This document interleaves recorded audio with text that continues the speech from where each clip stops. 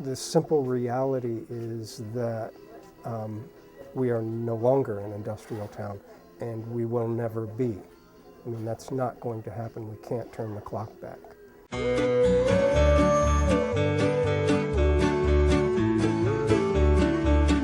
That's what MoCA was Sprague Electric. I don't know the exact numbers, but I'd heard things like, at lunchtime, 3,000 people hit the streets looking for meals. So it was a huge impact on this town when Sprague moved out. At least we have something here now. Yeah, we had nothing. I mean, it was like everything shut down. The Hoosick Mill was shut down, Straw Hewitt, which was a woolen mill, Braytonville Mill was shut down, and Sprague's. Sprague's was the last mill to go. Big one. So there's, it really dried out the area. You've got all this square footage of building that you need to do something with, and certainly the Contemporary Museum of Contemporary Art that went in made good use of that space. I know that there is some resistance to North Adams sort of marketing itself as no longer an industrial town and more of an arts town. There's been a resurgence in the community over the last 8 to 10 years, certainly from being a mill-based community to an art-based community, with Mass MoCA coming in, the galleries. It's taking advantage of the fact that there were already very strong arts programs between the Clark, Williams College Art Museum. So I think that the powers that be in North Adams, the past mayor, current mayor, saw an opportunity to take advantage of the facilities that they had that were vacant and put them to good use. It is this former mill town, and so there's spaces that are available that are big and open for artists that are affordable. We came, it's very inexpensive. We got lots of space, big studios. There's a lot of empty, dead space in North Adams. There's a lot of emptiness in North Adams. It looks like I view North Adams as a strip, but it's not even like everything in the strip is not even alive anymore. Like, I see a lot of empty galleries. I see a lot of empty buildings, a lot of empty establishments that look like they've either once were thriving and went out of business, or just have been out of business for way too long. I knew about the Sprague Electric Company, which was sort of operational when I was a bit younger than I am now. And I knew that it was sort of post-industrial, depressed sort of place. And so we came here after Mass MoCA first opened. It was very exciting to have the opportunity to visit this site. It's a wonderful preservation, if nothing else. I grew up here. I did go away to Rochester, New York for college, and actually got my degree in fine art. So coming back here, now seeing art, it wasn't so much here growing up, but it is now. It definitely is enjoyable. It's a nice change to the culture. We were very much a mill town, so now adding the art is catching us up with the communities around us, where there's more events and museums and galleries. The economy of North Adams has too much art and stuff going on. I feel like it needs more businesses. I think it's helped the town. I think it's opened a lot of new businesses and things of that sort. It's brought a lot of cafes around, it's brought in a lot of the concerts, and it seems like it's brought a lot more revenue to the town. With Mass MoCA being here and some of the different galleries like Gallery 51 and Press Gallery, both of those galleries bring people to Main Street, and then when people come to Main Street, then they want to eat something, so they stop at a restaurant or they go to a shop. So I think it's getting people to come here and to see what the different things that we have. As a visitor, I have to say, I'm spending a weekend in North Adams, and I'm spending money, and I'm glad to contribute to a place that has produced things like this. Well, I don't live in North Adams, and it brings me back here. So yes, I would say, at least for the dollars that we spend, it's helped North Adams. We see people on the street, walking, and things, You know, and when they have their visitors, we mean, you know, Yeah. people that out of town, from out of town. and when they have their big bands and stuff. I mean, It's really packed. It's really where I live. I live downtown, and back of Masmoka. Yeah. And I mean, they park on our street. The museum itself is hard to keep above water. So I think it's definitely helped North Adams. I don't think there's any question about whether it's helped North Adams. How the town, the city, it's a city, and the museum and MCLA, how they could all work together to help the city in general is a pertinent question. I don't think North Adams is not like, the museum is not like rolling in dough or anything like that.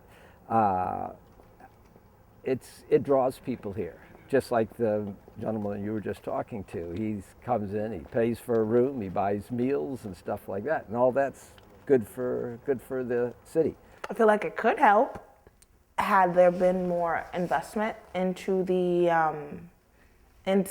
arts establishments in North Adams. Like MoCA has plenty of space to expand and add more and be of use to its entire community, but I feel like the community is not willing to put in the money and the effort that it takes to get it that way.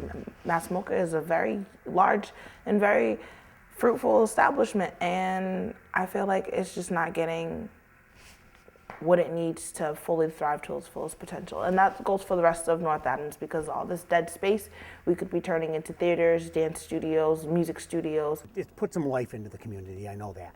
I think that it's helped as far as service jobs. And I think it certainly has brought some influx into at least the area locally, certainly for here. I don't know how much of that is filtered down into the main street and into the community. The vendors down there would probably be able to tell you that more. Yeah. I know that when they have the festivals here, the Wilco and the Fresh Grass, that the businesses really seem to pick up a lot from that. Your choices are right now, you either would have nothing or you have art, so obviously having something is better than nothing. I mean, there are some people who might argue and say, there should be more manufacturing, more mills, and there's nothing against that. I mean, keep in mind that's good too, but right now the art is working in our favor. Masmoka, the Eclipse Mill, you look at projects like that have brought in artists. They're living here, they're buying homes, then that also brings in the tourists and the visitors to look at the art and buy the art, so it can't hurt. North Adams needs more businesses to be more successful. They need to be known for something else other than art. I think they are setting a name for themselves for having more art around, but art can only go so far.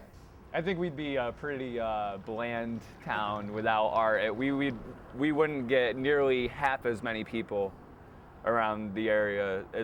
Our town is really based on arts and letting people be creative. If we didn't have Masmoka, I think we would just be this tiny little town that I don't think we would exist really. The arts are one way, not the only way by any means, but they're one way for North Adams to kind of turn the corner and sort of reevaluate what it is, what its role is, and what its economy is going to be. I'm actually interning at Masmoka this summer, so I'm going to be there. I think it's a great way to get tourism and just the economy. It does create jobs. I think that I think this is a very exciting time for North Adams, actually, because it is beginning to do things that indicate that it's identifying itself more and more as an arts community. I think it has been for a long time, and the advent of Masmoka has influenced that a lot, but the city is just now setting up an arts commission for public art to help facilitate and regulate public art. To credit the mayor, I think that was really him and the people that worked around him that helped to pull that into this community. taking advantage of other people that are already here. The Michael Confortis of the Clark.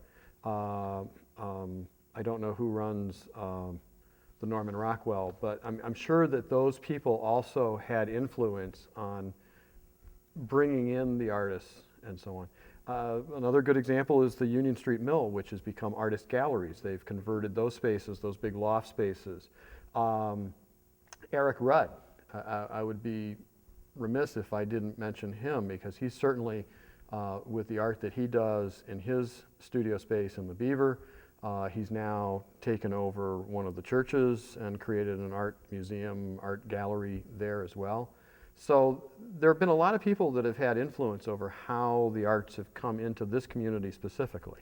Every day I see more art, new art, and I really believe it brings in artists from other towns and tourists who want to really see the art and just see what's happening.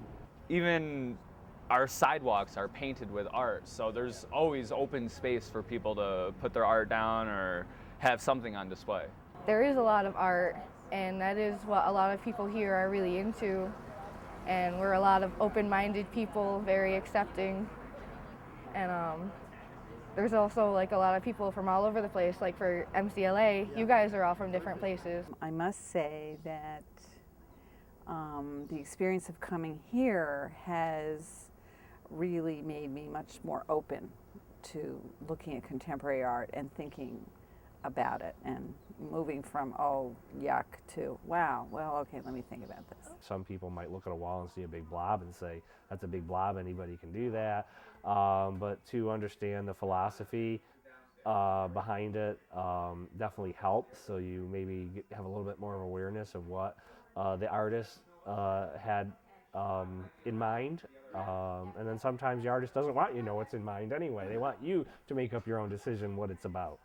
I think there's a shift in the community.